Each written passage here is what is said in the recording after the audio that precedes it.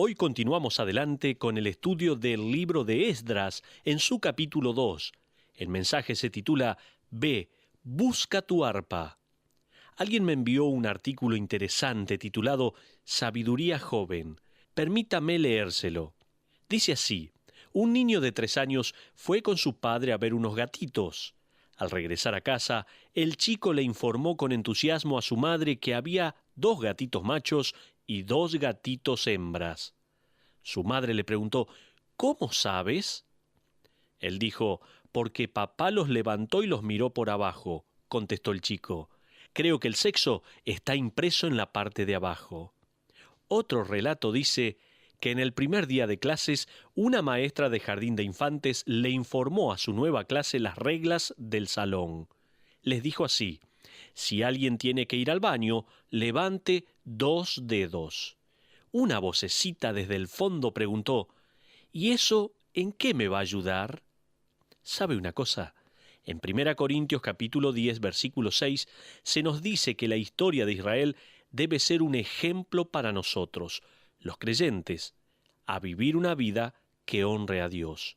A eso hay que añadirle 2 Timoteo capítulo 3, versículos 16 y 17, que nos dice que toda la Escritura es útil para equipar al creyente para toda buena obra.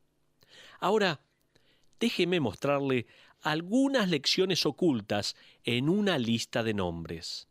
Francamente, al llegar al capítulo 2 de Esdras, esas declaraciones son puestas a prueba. ¿Cómo puede un catálogo de nombres difíciles de pronunciar ayudarnos a vivir para Cristo? Bueno, antes de comenzar nuestro estudio de esta lista de nombres, permítame darle 3 lecciones que podemos aprender de una lista de nombres. La primera lección, tome nota, es que Dios conoce a las personas por nombre. Isaías capítulo 45, versículo 3 dice: para que sepas que yo soy Jehová, el Dios de Israel, que te pongo nombre. Dios jamás perdió de vista a una persona. Los muros de Babilonia y el poder de Persia no han borrado su memoria. Él conocía a cada uno de los cautivos por nombre. Sabía cuántos hijos habían tenido. Sabía todo en cuanto a su familia. Cuando estuve en la India, me encontré con un astrólogo hindú. Él me decía que podía decir todo en cuanto a mi pasado y mi futuro. Así que lo desafié a que comenzara diciéndome mi nombre. Como no pudo, aproveché para presentarle a mi Dios, cuyo nombre es Jesucristo y que, a propósito, sabe cómo me llamo. ¿Cómo lo sé? Porque según Apocalipsis capítulo 20, versículo 12, aquellos que han depositado su fe en Cristo como Salvador, sus nombres han sido escritos en el libro de la vida. ¡Qué maravilloso! Dios conoce a las personas por su nombre. La segunda lección, por favor, tome nota también, es que el Señor usa gente común para su gloria. La gente común son las personas que en esta narración dicen: sí, voy a regresar. Son personas comunes las que decidieron reconstruir el templo y luego reconstruirán la ciudad de Jerusalén. Son personas que no poseen habilidades extraordinarias, pero que tienen una disposición extraordinaria. Inclusive en la actualidad, la Iglesia de Cristo avanza por los pequeños empujones de personas comunes que, por la fe en Dios, hacen cosas fuera de lo común para Dios. Tal como dice 1 Corintios, capítulo 1, versículos 26 y 27. ¿Recuerda ese pasaje? Dice así: no sois muchos sabios según la carne, ni muchos poderosos, ni muchos nobles, sino que lo necio del mundo escogió Dios para avergonzar a los sabios. Casi 500.000 de personas comunes comenzaron un viaje de fe que los llevaría a través del territorio peligroso por más de 4 meses. Los llevaría de vuelta a su tierra desolada para reconstruir el templo y a la ciudad que se había transformado en una pila de escombros. ¿Cómo vamos a hacerlo?, habrán preguntado. No sabemos cómo, pero sí sabemos quién lo va a hacer. Si pudiéramos tener fe, y esa fe podríamos, como escribió William Carey, esperar grandes cosas de parte de Dios e intentar grandes cosas para Dios. Entonces, recuerde algunas lecciones importantes antes de mencionar esta larga lista de nombres. Dios conoce a las personas por su nombre y Dios, el Señor, usa gente común para su gloria. En tercer lugar, la tercera lección es que el Señor mantiene sus promesas a su pueblo. La palabra clave en Esdras capítulo 2 la encontramos en el versículo 1. Leamos el versículo entero, por favor. Dice así: Libro de Esdras, capítulo 2, versículo 1. Estos son los hijos de la provincia que subieron del cautiverio, de aquellos que Nabucodonosor, rey de Babilonia, había llevado cautivos a Babilonia, y que volvieron a Jerusalén y a Judá, cada uno a su ciudad. La palabra que resalta es subieron, que también se traduce regresaron del cautiverio. Podemos traducirla también así: regresaron del cautiverio. El último versículo del capítulo, el versículo 70, resume ese retorno. Dice así: y habitaron los sacerdotes, los levitas, los del pueblo, los cantores, los porteros y los sirvientes del templo en sus ciudades, y todo Israel en sus ciudades. Dios prometió que regresarían después de ser cautivos en Babilonia. Estoy seguro que los judíos pasaron muchas noches preguntándose: ¿cómo va a ser Dios para llevarnos de regreso? ¿Cómo lo hará? La palabra regresar fue debilitada en su vocabulario a tal punto que Jeremías animó a los exiliados con el clásico pasaje en el capítulo 29, versículos 10 al 11, que dice así: porque así dijo Jehová, cuando en Babilonia se cumplan los 70 años, yo os visitaré y despertaré sobre vosotros mi buena palabra para haceros volver a este lugar. Porque yo sé los pensamientos que tengo acerca de vosotros, dice Jehová, pensamientos de paz y no de mal, para daros el fin que esperáis. Hasta ahí la porción de la palabra. Este pasaje fue escrito para nosotros también. Recuerde esto. Dios tiene un plan para nosotros cuando se encuentre en el medio de la oscuridad y el temor. Dios no lo ha abandonado. Él nos prometió en Hebreos capítulo 13, versículo 5, en su última parte, porque Él dijo: no te desampararé ni te dejaré. Y cuando Dios dice a su pueblo que va a regresar, ellos van a regresar, téngalo por seguro. Entonces en Esdras capítulo 2, descubrimos mucho más que una lista de nombres, descubrimos una declaración de la fidelidad de Dios. Ahora, echémosle un vistazo más cercano a estos nombres. Podemos categorizarlos muy fácilmente, ya que Esdras escribió listados así. La primera categoría es el nombre de los líderes. Encabezando la lista en Esdras capítulo 2, versículo 2, tenemos a un hombre llamado Zorobabel. En el capítulo 1, versículo 8, se lo llama Sesbazar. Uno se pregunta si su madre no se confundió con los nombres, pero no. Sesbazar es un nombre babilónico. Su nombre de pila era Zorobabel. Ese es el que sus padres le dieron. Significaba descendió de Babilonia, lo cual nos indica que fue un hijo del exilio nacido en Babilonia. Más importante es que él era el gran nieto de Jeconías, uno de los últimos reyes de Judá, antes de que Babilonia los barriera. De hecho, usted puede ir a Mateo capítulo 1, versículos 12 y 13 y descubrir que dentro de la genealogía de Cristo está el nombre de Zorobabel. Él era descendiente real de David, el ancestro de la humanidad de Cristo. De haber habido un trono en Jerusalén, Zorobabel hubiera sido el heredero. Pero no había ningún trono en Jerusalén. De hecho, Jerusalén no era más que un montón de escombros. Zorobabel sería el valiente y fiel líder cuya pasión no era el trono, sino el templo de Dios. Va a ser Zorobabel quien supervise la reconstrucción del templo. Piénselo. ¿Qué mejor sujeto para sacar al pueblo de Babilonia y llevarlos a Jerusalén que un descendiente del rey David y un precursor del Hijo de Dios? El Hijo al cual Dios, el Padre, le ha prometido el reino eterno y el trono de David.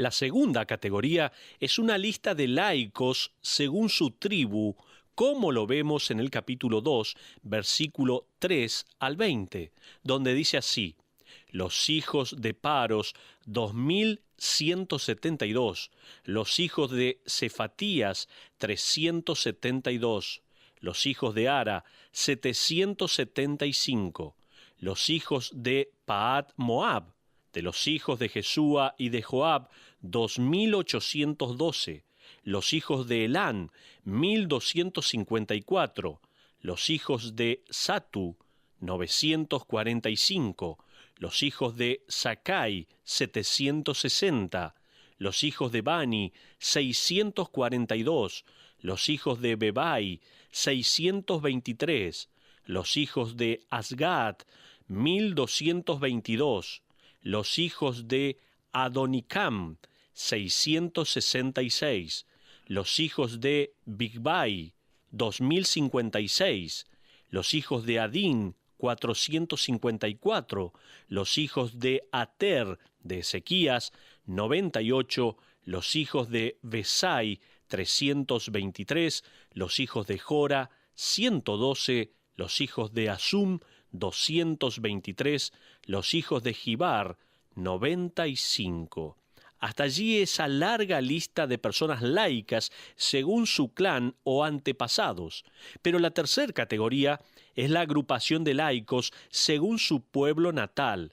Lo vemos en los versículos 21 al 35, donde dice así: los hijos de Belén, 123, los varones de Netofa, 56, los varones de Anatot, 128, los hijos de Asmavet, 42, los hijos de Kiriat Jearim, Cafira y Beerot, 743, los hijos de Rama y Jeba, 621, los varones de Micmas, 122, los varones de Betel y Ai, 223, los hijos de Nebo, 52, los hijos de Magbis, 156, los hijos del otro Elam, 1254, los hijos de Arim, 320, los hijos de Lot, Adit y Ono, 725, los hijos de Jericó, 345,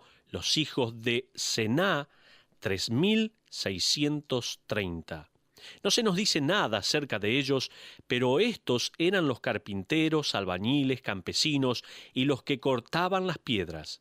Eran las personas comunes que fueron inspiradas por Dios para hacer un desafío extraordinario de fe. Pero sigamos adelante.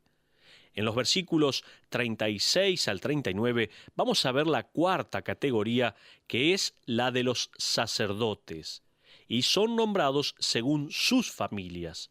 Fíjese, Esdras, capítulo 2, versículos 36 en adelante, dice así: los sacerdotes, los hijos de Sedaías, de la casa de Jesúa, 973, los hijos de Immer, 1052, los hijos de Pasur, 1247, los hijos de Harim, 1017. Hasta ahí la porción de la palabra de Dios. Era muy importante que estas personas tuvieran su linaje. Recuerde que el sacerdocio era hereditario. Tenían que ser descendientes de Aarón. Si no podían probar su linaje, serían impostores y serían una amenaza a la obra sagrada del ministerio delante del Señor. Puede que suene muy fuerte descalificar a personas que no estuvieran relacionadas con Aarón, tal como vamos a ver que sucedió en el capítulo 2. Pero inclusive hoy, a modo de ejemplo, los ministros tienen que tener ciertos requerimientos. Más allá de los requerimientos de carácter, piense en la responsabilidad civil de presidir casamientos. Pero no solo los sacerdotes, hay también una quinta categoría, y es la de los levitas, que servían en el templo y también necesitaban tener el linaje adecuado. La conexión familiar es dada en el versículo 40. Dice así: los levitas, los hijos de Jesúa y de Cadmiel, de los hijos de Odavías, 74. También, en el versículo 41, vamos a ver los cantores. Tenemos otra categoría, la sexta categoría, y es la de los cantores. Había 128 voces en el coro del gran músico Asaf. Dice así, los cantores, los hijos de Asaf, 128. Asaf era un gran músico que, a propósito, tuvo un comienzo muy humilde. Su primera audiencia fue para hacer sonar los címbalos de bronce durante la ceremonia en la que el arca fue traída al nuevo tabernáculo. Eso lo vemos en Primera de Crónicas, capítulo 15, versículos 16 al 19. Luego, en el capítulo 16, versículos 4 y 5, David designó a Asaf para servir, dando constante alabanza y gratitud al Señor, el Dios de Israel. Después, en el mismo capítulo, versículos 7 al 37, lo vemos liderando a Israel en una canción de adoración. Finalmente, encontramos el nombre de Asaf en una colección de himnos sagrados, en los Salmos 50 y 73 al 83, como autor y compositor. También vemos que él estableció una asociación de músicos profesionales cuya tarea y gozo era hacer y tocar música para la gloria de Dios. Fíjese ahora, en el versículo 42, la séptima categoría es la de los porteros, también según su clan o tribu. Dice así, los hijos de los porteros, los de Salum, los hijos de Ater, los hijos de Talmón, los hijos de Acub, los hijos de Atita, los hijos de Sobai, por todos 139. Los porteros eran los encargados de rechazar o admitir a los que querían visitar el templo. También eran responsables de supervisar las ofrendas y de cuidar los almacenes. En la mejor época del reinado de David había 4.000 de ellos. Tenían que ser hombres íntegros que no cedieran a ningún tipo de soborno. Luego, en los versículos 43 al 58, la octava categoría es la de los sirvientes según su clan o tribu. Esdras, capítulo 2, versículos 43 al 58 vamos a leer. Dice así, los sirvientes del templo, los hijos de Sia, los hijos de Asufa, los hijos de Tabaot, los hijos de Querós, los hijos de Sia, los hijos de Padón, los hijos de Lebana, los hijos de Agaba, los hijos de Acub, los hijos de Agab, los hijos de Salmai, los hijos de Anán, los hijos de Gidel, los hijos de Gaar, los hijos de Reaía, los hijos de Resín, los hijos de Necoda, los hijos de Gasam, los hijos de Usa, los hijos de Pasear, los hijos de Besai, los hijos de Asena, los hijos de Meumnim, los hijos de Nefusín, los hijos de Bakbuk, los hijos de Acufa, los hijos de Arur, los hijos de Baslut, los hijos de Meida, los hijos de Arsa, los hijos de Barcos, los hijos de Sísara, los hijos de Tema, los hijos de Nesía, los hijos de Atifa, los hijos de los siervos de Salomón, los hijos de Sotai, los hijos de Soferet, los hijos de Peruda, los hijos de Jaala, los hijos de Darcón, los hijos de Gidel, los hijos de Cefatías, los hijos de Atil, los hijos de Poqueret Asebaín, los hijos de Ami, todos los sirvientes del templo, e hijos de los siervos de Salomón, 392. Hasta ahí la porción de la palabra de Dios. Piense de ellos en esta manera. Estos nombres representan tradición y destreza por más de 50 años. ¿Se imagina tratar de encontrar a alguien que arregle reproductores de cassette en 50 años?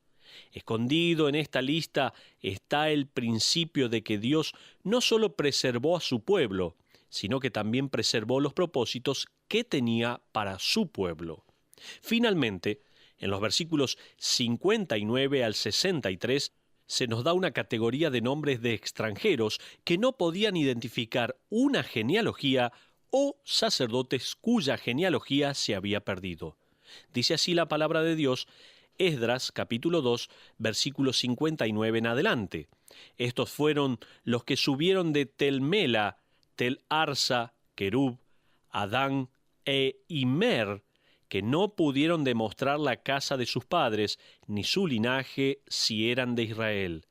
Los hijos de Tobías, los hijos de Necoda, 652, y los hijos de los sacerdotes, los hijos de Abaía, los hijos de Cos, los hijos de Barzilai, el cual tomó mujer de las hijas de Barzilai Galadita, y fue llamado por el nombre de ellas. Estos buscaron su registro de genealogías, y no fue hallado, y fueron excluidos del sacerdocio, y el gobernador les dijo que no comiesen de las cosas más santas, hasta que hubiese sacerdote para consultar con Urim y Tumim. Hasta ahí la porción de la palabra de Dios. Estos eran excluidos del sacerdocio, pero no de la promesa. De hecho, leemos un versículo precioso en Esdras capítulo 6, versículo 21, que nos dice si bien no podían ser sacerdotes, al no poder comprobar su genealogía, podían participar de la Pascua. Podían ser parte de la compañía de creyentes que habían depositado su fe en la sangre del Cordero, que, muchísimos años atrás, había sido rociada en los postes y dinteles de las puertas para librarlos del ángel de la muerte. Así que, en la actualidad, no importa de qué raza o linaje sea usted, si ha depositado su fe en el Cordero de Dios como su Salvador personal, también puede cantar la canción de redención. Pero ahora, una ayuda más para arpistas interesados. He aquí un par de pensamientos para aquellos que están interesados en sumarse a Asaf para cantar alabanzas a Dios. En primer lugar, se necesita un compromiso de fe para crear música para el alma. Una de las marcas de los redimidos en esta era de la Iglesia es la de la música. Se le dice a la Iglesia en Efesios capítulo 5 versículo 19 y también en Colosenses capítulo 3 versículo 16 que debe cantar canciones con los labios y corazones al Señor. Me encanta la mención de los porteros y de los cantores porque su fe es evidente. Tenemos un grupo de porteros, pero ninguna puerta por cuidar. Luego, el grupo de cantores, pero no había nada para cantar. Si Dios no cumplía su palabra, no habría nada de qué cantar en el futuro. Un autor lo puso de esta manera, escuche bien.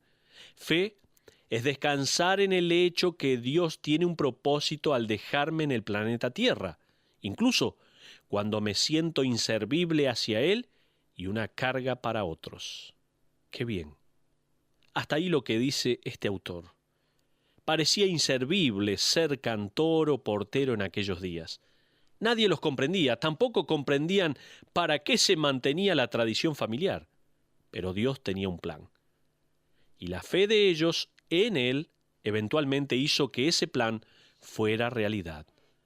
Pero también, para aquellos que quieren incorporarse para ese gran grupo de personas como era Asaf y todo su coro, para cantar alabanzas a Dios, no solo se necesita un compromiso de fe para crear música para el alma, sino también que se necesita obediencia y calidad para componer música en el corazón. Uno casi puede escuchar la melodía entre estos que han sido obedientes y regresaron. Escucharon las palabras de Jeremías, Ageo y Zacarías. Van rumbo a la tierra de la promesa. Y les aseguro que su tiempo en Babilonia no fue un tiempo para cantar. No se compusieron más canciones. ¿Cómo lo sabemos? Fíjese en el Salmo 137. Dice la palabra de Dios: junto a los ríos de Babilonia, allí nos sentábamos y aún llorábamos, acordándonos de Sión. Sobre los sauces en medio de ella colgamos nuestras arpas. Y los que nos habían llevado cautivos nos pedían que cantásemos. Y los que nos habían desolado nos pedían alegría, diciendo: cantadnos algunos de los cánticos de Sión. ¿Cómo cantaremos cántico de Jehová en tierra de extraños? Si me olvidare de ti, oh Jerusalén, pierda mi diestra su destreza.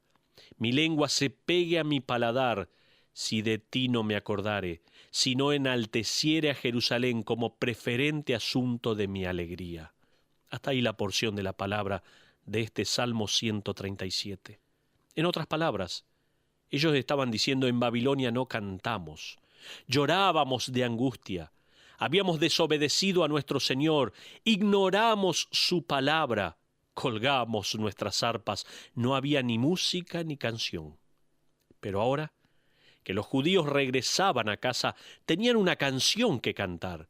Era tiempo de reunir a los hijos de Asaf, era tiempo de buscar las arpas y afinarlas. A propósito, lea los últimos capítulos de Apocalipsis y encontrará las canciones cantadas al Cordero. Leemos de los 4 aleluyas que se cantaban. Leemos acerca de la última caída de Babilonia, ese nombre que pasó a representar todo lo que se opone al pacto de Dios con su pueblo. También encontramos la nueva creación de los cielos y la tierra y un cántico nuevo. Hay una música increíble. Cuando cantamos juntos, como congregación, solo estamos preparando la garganta para el concierto de nuestras vidas. Si usted es uno de los redimidos, mejor vaya aprendiendo a cantar. ¿Cómo? De la misma manera que ellos comenzaron a cantar de nuevo. Una decisión de fe y un acto de obediencia. Fe y obediencia inclusive cuando Él nos pide que hagamos algo que requiera grandes cantidades de confianza. Mejor que hagamos como los israelitas que estaban dejando Babilonia, regresando junto al río, buscando las arpas y afinándolas. La música es el resultado de fe y obediencia. Hace unos 200 años atrás, una mujer estaba leyendo en su carruaje. Sentado frente a ella se encontraba un hombre mayor. Ella comenzó a tararear una canción, uno de sus himnos favoritos. De repente, el hombre comenzó a llorar.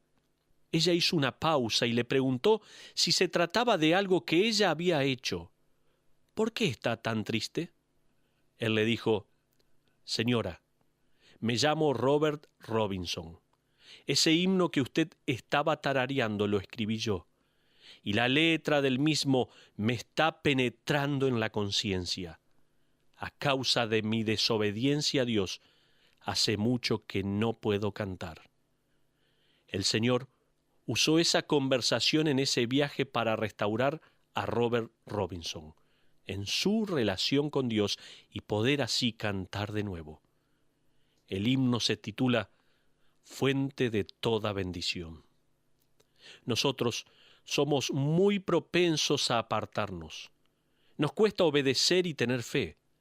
Dado a que pecamos, nos alejamos. Permítame recordarle que vendrá el día en que la desobediencia ya no será posible, cuando cantemos la canción de los redimidos en esa tierra nueva. Confirmados en la santidad, cantaremos como nunca antes. Vamos a hacer música por un largo tiempo. Así que no espere hasta ese entonces. Busque su arpa y afínela en una decisión de fe, en un acto de obediencia, y comience a cantar canciones de adoración. La mejor canción que usted puede cantar es la de una vida entregada, dispuesta y sirviendo plenamente a Dios. Si usted hace tiempo que no canta una canción a Dios, y me estoy refiriendo a vivir una vida agradable al Señor, este es un buen momento para orar, para pedir perdón al Señor, para restablecer su relación con el Señor y comenzar a vivir una vida agradable a Él. Terminemos orando. Padre, gracias por ver hombres y mujeres que con decisiones de fe quisieron agradarte a ti. Donde no había puertas, ellos decían: me estoy preparando para el día en que haya puertas en esta ciudad. Donde no había canciones, ellos dijeron: estamos dispuestos a cantar. Señor, ayúdanos.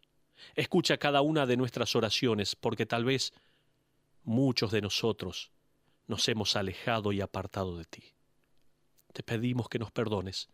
Ayúdanos a vivir una vida agradable a ti, a comenzar a cantar nuevamente aquellas canciones que son nuestras vidas entregadas plenamente a tu voluntad. Te lo pedimos en el nombre de Jesús. Amén.